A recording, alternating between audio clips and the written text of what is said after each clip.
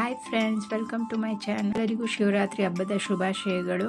ಇವತ್ತು ನಾನು ಶಿವರಾತ್ರಿ ಸ್ಪೆಷಲ್ ತಂಬಿಟ್ಟು ಮಾಡ್ತಾಯಿದ್ದೀನಿ. ಇದಕ್ಕೆ ನಾನು ಮಲ್ಟಿಗ್ರೈನ್ ಪೌಡರ್ ಯೂಸ್ ಮಾಡ್ಕೊಂಡು ಮಾಡ್ತಾಯಿದ್ದೀನಿ. ಇದನ್ನು ನಾನು ರೊಟ್ಟಿಗೆ ಅಂತ ಮಾಡ್ಕೊಂಡಿದ್ದೆ. ಪೌಡರ್ದು ರೆಸಿಪಿ ಬೇಕಂದರೆ ನಾನು ಅದರ ಲಿಂಕ್ನ ನಾನು ಡಿಸ್ಕ್ರಿಪ್ಷನಲ್ಲಿ ಹಾಕಿದ್ದೀನಿ, ನೋಡ್ಕೊಳ್ಳಿ.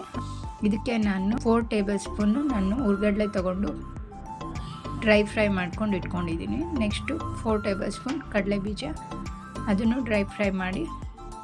ಫ್ರೆಂಡ್ಸ್, ಕಡಲೆ ಬೀಜ ಹುರಿದಾದ್ಮೇಲೆ ಅದ್ರ ಚಿಪ್ಪೆ ಎಲ್ಲ ಸಪ್ರೇಟ್ ಮಾಡಿ ಬರೀ ವೈಟ್ ಮಾತ್ರ ಇರೋ ಥರ ನೋಡಿಕೊಂಡು ಅದನ್ನು ಕಡಲೆ ಬೀಜ ಎಲ್ಲ ಫುಲ್ಲು ಸ್ಪ್ಲಿಟ್ ಮಾಡಿ ಸಪ್ರೇಟ್ ಎತ್ತಿಟ್ಕೊಳ್ಳಿ.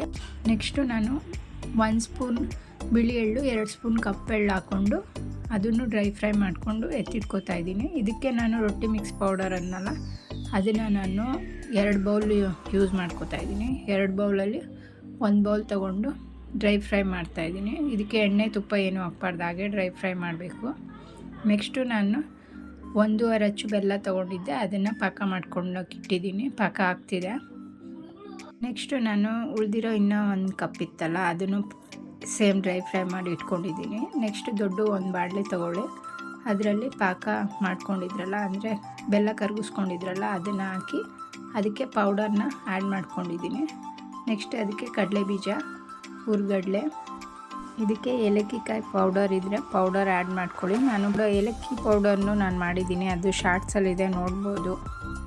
ಎಳ್ಳು ಎಲ್ಲ ಮಿಕ್ಸ್ ಮಾಡಿ ಸಪ್ರೇಟ್ 1 ಬೌಲಲ್ಲಿ ಮಿಕ್ಸ್ ಮಾಡ್ತಾಯಿದ್ದೀನಿ. ಮಿಕ್ಸ್ ಮಾಡಿ ಈ ಥರ ಉಂಡೆ ಕಟ್ಕೋಬೇಕು.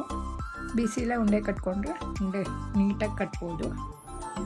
ಫ್ರೆಂಡ್ಸ್, ಈಗ ಮಲ್ಟಿಗ್ರೈನ್ ತಂಬಿಟ್ಟು ರೆಡಿ ಇದೆ. ನೀವು ಇದನ್ನು ಮನೇಲಿ ಒಂದ್ಸಲಿ ಟ್ರೈ ಮಾಡಿ, ಹೇಗೆ ಬಂತು ಅಂತ ಕಮೆಂಟ್ ಮಾಡಿ, ಲೈಕ್ ಮಾಡಿ, ಶೇರ್ ಮಾಡಿ, ಸಬ್ಸ್ಕ್ರೈಬ್ ಮಾಡಿ friends. Thank you for watching.